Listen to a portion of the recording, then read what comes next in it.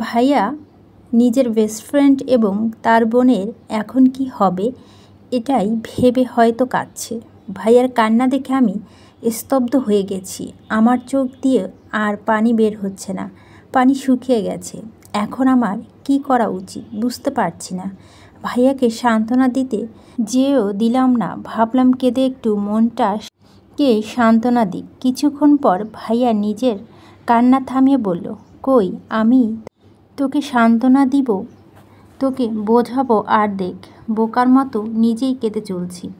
ভাইয়ার কথায় আমি মলান হাসলাম।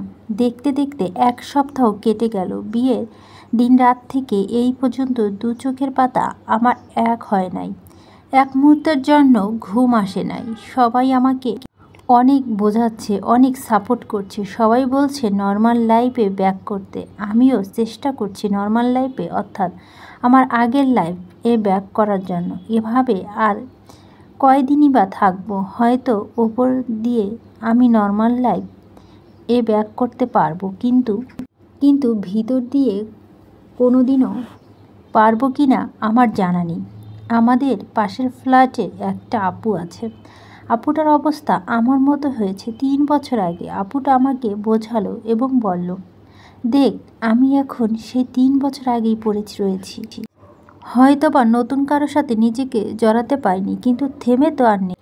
তুইও পারবি। আপুর কথা শেষ করতেই আমি বলে উঠলাম, হয়তোবা উপরে উপরে আমি সেই 3 বছর আগে নেই, কিন্তু ভিতরে। আপু আমার কথা অর্থ না বুঝতে পেরে বলল, মানে কি? আমি বললাম, উপরে উপরে ঠিকই নর্মাল লাইফে থাকছো, কিন্তু ভিতরে ভিতরে আজও সে 3 বছর আগে পড়ে রয়েছো। প্রতিটা রাতে যে ভাইয়ার ছবি বুকে জড়িয়ে ধরে কাঁদো, এটা আমি জানি। আপু আমার কথায় চমকে উঠে কিছুটা হাসলো। আপুর হাসি দেখে আমি কিছুটা অবাক চোখে তাকিয়ে রইলাম। আপু বলল, মাঝে মাঝে অন্যদের ভালোর জন্য নিজেকে ভালো থাকতে হয়, সেটা হোক উপরে বা ভিতরে। মানুষ কখনোই থেমে থাকে না, সময়ের মধ্যে মানুষও চলমান। তাই আমিও সময়ের সাথে চলছি, এখন তোকেও চলতে হবে। কিরে পারবি না বল? আপুর কথাগুলো আমার মন ছুঁয়ে গেল। ভাবলাম আসলেই তো আমার জন্য সবাই এত কষ্ট পাচ্ছে, তাই সবাইকে ভালো রাখতে হলে আমাকে ভালো থাকতেই হবে, সেটা যেভাবেই হোক। আমি হেসে আপুকে কথা দিলাম যে হ্যাঁ আমি পারবো। বেস্ট ফ্রেন্ড হলো গ্লুকোজ এর মতো। গ্লুকোজ যেমন দুর্বল হলেও শক্তি দেয়, বেস্ট ফ্রেন্ডরাও তেমন খারাপ সময় গ্লুকোজের মতো কাজ করে। আর আমার তো স্পেশালি বেস্ট ফ্রেন্ডস নেই, একটা ফ্রেন্ডস গোয়ালস আছে। এদের কথা আর কি বলবো, যত বলবো ততই কম হবে।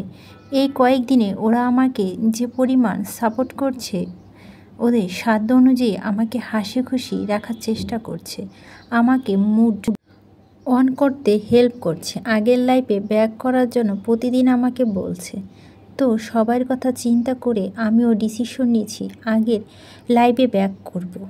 দেখতে দেখতে কেটে গেল 2 সপ্তাহ। এই 2 সপ্তাহ অনেক কিছু বদলেছে, বিশেষ করে আমি বদলে গেছি।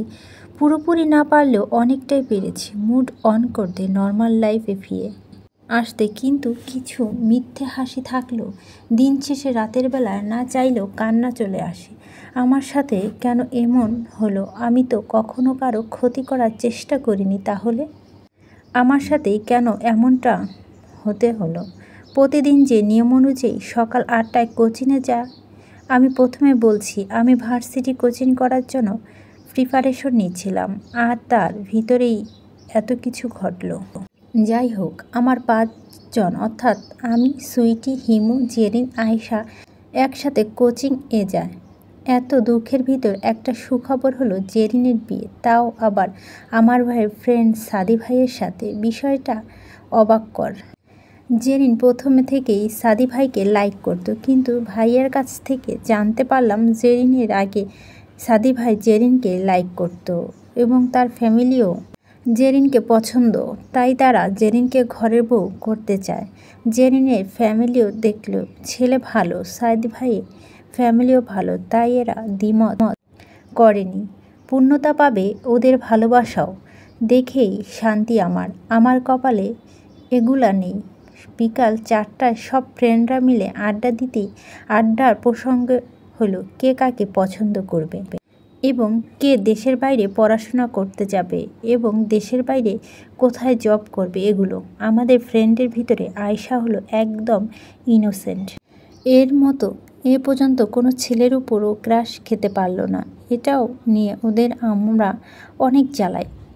আড্ডার এক পর্যায়ে জেরিন বলল, ওই সাদি ভাইয়া সাথে সিঙ্গাপুর যাবে। সুইটি কিছু বলছে না। আমি জানি সুইটি আমার ভাইয়াকে ভালোবাসে, তাই আমি বললাম সুইটি আমেরিকায় যাবে। আমার কথা শুনে সুইটি আমার দিকে অবাক চোখে তাকালো। ওর তাকানো দেখে আমি চোখ টিপ দিলাম। ও আর কিছু বলল না। বিকালে আড্ডার কথাটা যে আমি সত্যি বানানো, কেউ সেটা আশা করেনি। রাতে খাবারের সময় আমি আব্বুকে বলছি দেশের বাইরে যাব। আমার এমনিতে আমেরিকায় যাওয়ার কথা ছিল, কিন্তু এত কিছু হওয়ার পরও যে আমি দেশ ছাড়ব এটা কে আশা করেনি। আমার কথা শুনে সবাই বিস্মিত হলেন। আমি বললাম, তুমি সব ব্যবস্থা তাড়াতাড়ি করো আব্বু, আমি তাড়াতাড়ি যেতে চাই। আর হ্যাঁ, আমেরিকায় না, আমি কানাডায় যাব। আমার উপরে আর কেউ কথা বলল না। সবাই আমার কথা মেনে নিল। জেরিনা সাদির বিয়ের তোড়জোড় শুরু হয়ে গেছে। আমি দেশে থাকবো না, এজন্য যাওয়ার আগেই এই বিয়েটা করবে। যখন ওরা শুনলো আমি খুব তাড়াতাড়ি কানাডা যেতে চাই, সাধারণভাবে ওরা মন খারাপ করলো, কিন্তু বেশি কিছু বলল না, কারণ ওরা চায় আমি ভালো থাকি। সবার মতো আমি এই সব ভোলার জন্য, রিফাত ভাইয়ার স্মৃতি ভুলে যাওয়ার জন্য তাড়াতাড়ি যেতে চাচ্ছি। এদের এই বুঝ দেখে আমার প্রচণ্ড হাসি পাচ্ছে। কেন পাচ্ছে সেটা জানি না, তবুও ওদের কিছু বললাম না। থাক, ওরা ওদের মতো একটা বুঝ নিয়ে। জেরিন এ বিয়ে নিয়ে প্রচুর এক্সাইটেড। আমার বিষয় করে আমি, আয়েশা আর সুইটি। হিমু নেই, তার কারণটা বলছি। বিচ্ছেদ বিষয়টা খুব খারাপ, সেটা হোক বন্ধুত্ব হোক ভালোবাসার। তেমনি আমাদের সাথে হিমু ও বিচ্ছেদ হয়েছে। বিচ্ছেদটাও নিজেই করেছে। আমরা অনেকে বুঝিয়েছি, কিন্তু কাজ হয়নি। ও একটা কথা ভালো লাগে না, একা থাকতে চায়, তাই আমরাও ওকে একা থাকার সুযোগ দিলাম, কিন্তু দূর ঠিক কেয়ার করছি ওর এমন করাতে খুব কষ্ট পেয়েছি আমরা। হয়তোবা ও আমাদের কোনো ব্যবহারে কষ্ট পেয়েছে, কিন্তু সেটা বলতে চাই না। বললেও তো আমাদের ভুলটা শুধরে নিতাম। ও বলছে আমরা নাকি ওকে বন্ধু ভাবি না, ব্লা ব্লা। আমরা আর এগুলো ভালো লাগছিল না, তাই বললাম ওকে তুই একা থাক। আমাদের চারজনের কষ্ট দিয়ে যদি তুই ভালো থাকিস, তবে আমরাও ভালো থাকবো। স্টেজে ধুম করে নাচছে কেউ একজন। এদিকে আমার তো অবাক, কারণ আমরা যারা নাচে আছি সবাই এক জায়গাতে দাঁড়িয়ে আছি। লাইট অন হওয়ার পর যে নাচছে তাকে দেখতে আমরা থমকে গেলাম, কারণ সে আর কেউ না, আমাদের হিমু। আমরা হিমুর দিকে অবাক চোখে চেয়ে আছি। ও তো আমাদের সাথে ব্রেকআপ করেছিল। কিছুক্ষণ পর জানতে পারলাম জেরিনের বিয়েতে সারপ্রাইজ করার জন্য এমন নাটক করেছে। যাই হোক, আমরা খুশি হয়ে আমাদের বন্ধুত্ব বিচ্ছেদ হয়নি। খুব সুন্দর করে জেরিনের বিয়েটা সম্পন্ন হলো। বিদায়ের সময় সবাই অনেক কাঁদলাম। বরযাত্রী চলে যাওয়ার পর নিশ্চুপ হয়ে বসে ভাবছি, কিছুদিন আগে আমার জীবনটা পাল্টে যাওয়ার কথা ছিল। পাল্টে ঠিকই গেছে, কিন্তু এভাবে পাল্টানোর কথা ছিল না। ব্যতিক্রম আয়েশা, হিমু, সুইটি বুঝতে পেরেছে আমি কি নিয়ে ভাবছি, তাই ওরা আমাকে সান্ত্বনা দিতে লাগলো। আমি মুচকি হেসে সেখান থেকে চলে গেলাম। সময় কখনো কারোর জন্য থেমে থাকে না, তেমনি আমার ক্ষেত্রেও ব্যতিক্রম হয়নি। দেখতে দেখতে আমার আমেরিকা যাওয়ার দিনটা চলে এলো। আগামীকাল সকাল 6:45 আমার ফ্লাইট। রাতে সব গোছালো জিনিসগুলো আবার চেক করে ব্যালকনিতে বসে একটা ছবির ফ্রেমের দিকে তাকিয়ে আছি। তার পাশে গরম কফি থেকে ধোঁয়া উঠছে। কফি খাওয়াটা এমন ঠিক হয়নি, তবুও খাচ্ছি। আমি ছবিটার দিকে তাকিয়ে ভাবছি, আমি কি সত্যি আপনাকে ভুলতে পারবো? এটা কি আদৌ সম্ভব? কথাগুলো ভাবতে ভাবতে চোখের পানি জমা হলো। আম্মু ডাকছে, তাই আলতো হাতে চোখের পানিটুকু মুছে ফেললাম, যাতে বুঝতে না পারে। আম্মু এসে কান্নাকাটি করলো। আমি সান্ত্বনা দিলাম। কিছুক্ষণ সময় কাটিয়ে আম্মু চলে গেল। তারপর ভাইয়া আসলো, আর ভাইয়া এমন একটা কথা বলল যা শুনে আমি আকাশ থেকে বললাম। ভাইয়া বলল, এখনও সময় আছে, ভেবে দেখতে পারিস। আমি ভাইয়ার কথা শুনে অবাক চোখে ভাইয়ার দিকে তাকিয়ে একটা মুচকি হাসি দিয়ে বললাম, ভাবি সব হয়ে গেছে ভাইয়া, বাকিটা ভাগ্যের উপর ছেড়ে দিয়েছি। সকাল এই সময় মতো এয়ারপোর্টে পৌঁছে যাওয়ার আগে সবার দিকে একবার তাকালাম। আম্মু তো কেঁদে ভাসিয়ে, ভাইয়া ছলছল করে তাকিয়ে আছে। আমার 4টা বান্ধবী কান্না করছে আর বলছে ওদের যেন না ভুলি।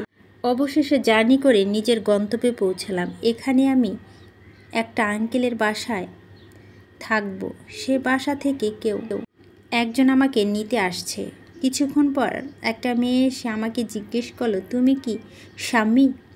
আমি বললাম হ্যাঁ। মেয়েটা হেসে বলল, তুমি আফরান আঙ্কেলের ফ্যামিলি থেকে কারো জন্য ওয়েট করছো? আমি এবার হ্যাঁ বললাম। মেয়েটার মুখ প্রসার করে হেসে বলল, আমি সেখান থেকে এসেছি। আমি তোমার আফরান আঙ্কেল এর মেয়ে রিদিতা নূর।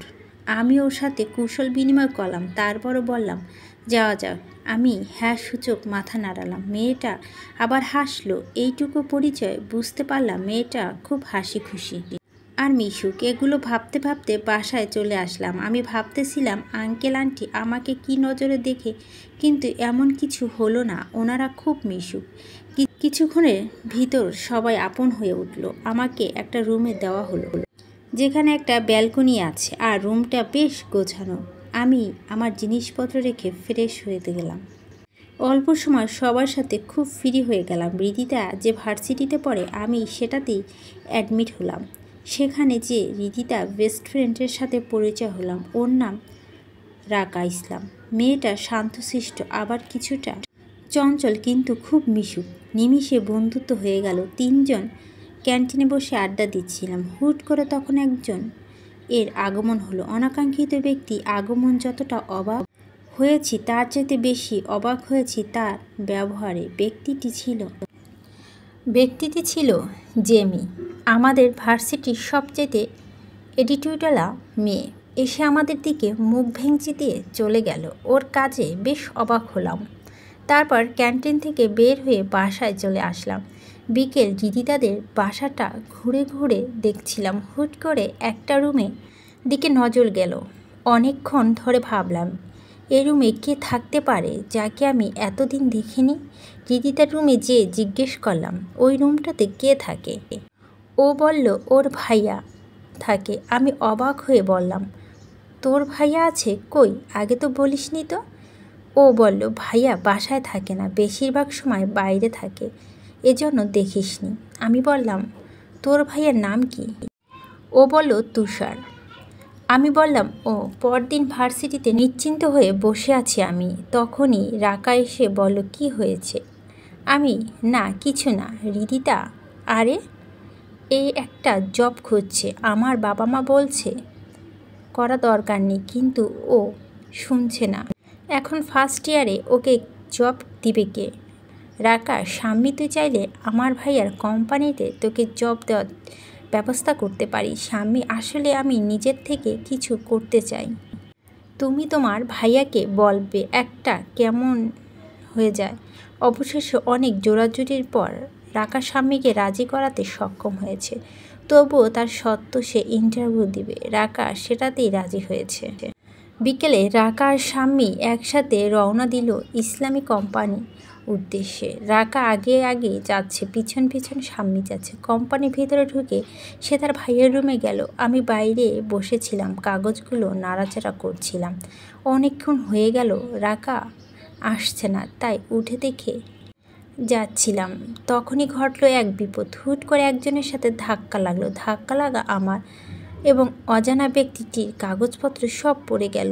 আমি কাগজপত্র উঠাতে লাগলাম, তারপর উঠে তাকে সরি বলবো, তার আগেই সে চলে গেছে। এদিকে তাকে পিছন থেকে দেখে আমি চমকে গেলাম, কারণ একদম রিফাত ভাইয়ার মতো লাগলো। আমি তাকে 2-3 বার ডাকলাম, কিন্তু সে কোনো রেসপন্স না করে চলে গেল। অন্যদিকে অজানা ব্যক্তি ভাবছে, আমি কি সত্যি ওকে দেখলাম? কিন্তু ও এখানে কি করছে? না হয়তো অন্য কেউ, আমি হয়তো ভুল ভেবেছি। তখনই অজানা ব্যক্তিকে একজন ডেকে বলল তার বোন এসেছে, তার কেবিন অপেক্ষা করছে। তাই সে আর বেশি অপেক্ষা না করে চলে গেল। এদিকে রাকা হতাশ হয়ে এসে বলল, ভাইয়া কেবিনে নেই। স্বামী বলল, তাহলে চলে যা, অন্য একদিন আসবো। তখনই একজন খবর দিল তার ভাইয়ার ক্যাবিনে এসেছে। রাকা তার ভাইয়ার সাথে কথা বলল। তার ভাইয়া বলল সব কাগজপত্র জমা দিতে। কাগজপত্র সব ওকে থাকলেও মেসেজ জানাবে। এইটুকু শোনার পর ওরা চলে আসলো। বাইরে এসে স্বামী রাকাকে বলল, আমি তোর কাছে সারা জীবন কৃতজ্ঞ থাকবো রাকা। রাকা বলল, হোপ পাগল। বাসায় এসে নিজের রুমে যেতে চাচ্ছিল স্বামী, হুট করে আবার কারো সাথে ধাক্কা খেলো। ধাক্কা খেয়ে সে বিড়বিড় করে বলল লাগলো, কী রে, আজকে কি আমার শুধু ধাক্কা খাওয়ার দিন? ধাক্কা খাওয়া ব্যক্তিটির দিকে তাকাতে অবাক হলো, কারণ তাকে আগে কখনো দেখেনি সে। পরে রুমে এসে ভাবলো এটা হয়তো বা হৃদিতার ভাই তুষার। আজব লোক তো, একটা কথাও বলল না। সরি বললাম তা উত্তর দিল না, ঢং হুঁ। তখন তার রুমে হৃদিতার বাবা আর মা আসলো। এসে বলল,